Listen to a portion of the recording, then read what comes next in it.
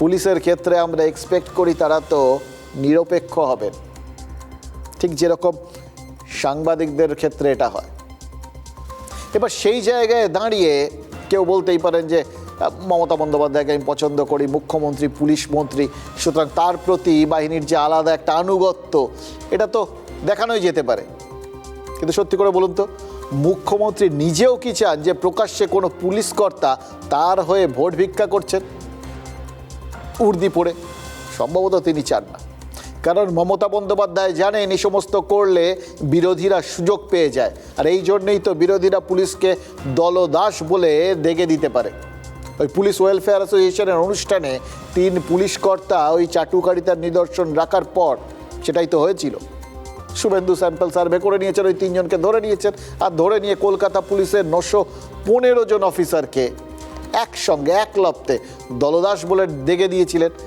এবং শুধু সেখানে থেমে যায়নি ব্যাপারটা, কিন্তু ওই 3 জনের বক্তব্য সমেত বাকি পুলিশ অফিসারদের নাম সব কিছু লিস্ট করে নির্বাচন কমিশনকে চিঠি করে পাঠিয়ে দিয়েছিলেন।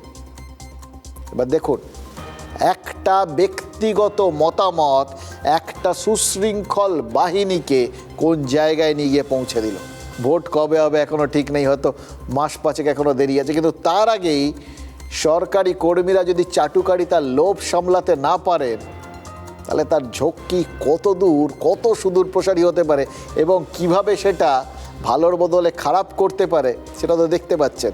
এবং সেটা করানোর জন্য কীভাবে সবাই ওঁত পেতে থাকেন সেটাও তো শুভেন্দু অধিকারী প্রমাণ করে দিয়েছিলেন।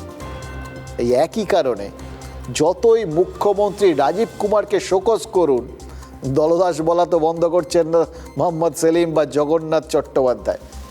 এমন সব নিদর্শন হয়ে গেছে, তাতে কিছুতেই এই দাগগুলো পুলিশের ওপর থেকে তোলা যাচ্ছে না। এটা কিন্তু অত সহজ বিষয় নয়। অরূপ বিশ্বাস এবং রাজীব কুমার সহ যে 3 পুলিশ কর্তার বিরুদ্ধে ব্যবস্থা নেওয়া হয়েছে, তার মধ্যে একজন অনিশ সরকার, তাকে তো সাসপেন্ড করা হয়েছে। এই ব্যাপারটা তো সহজ নয়। রাজীব কুমার শোকজের চিঠি পেয়েছেন, তার অধস্তন অফিসারদের নিয়ে গঠিত তদন্ত কমিটি সেটা তার ভূমিকা খতিয়ে দেখছে।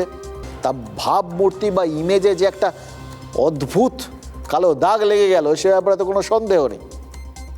তারপরেও কেন রাজীব কুমারকে দলদাস বলে মনে করছেন বিরোধীরা?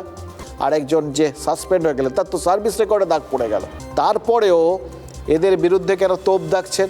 তার কারণ হচ্ছে ওই কিছু লোক শেখেন না এবং অতীতের কৃতকর্মগুলো তাড়া করে ফেলে, ওগুলো মোছা যায় না।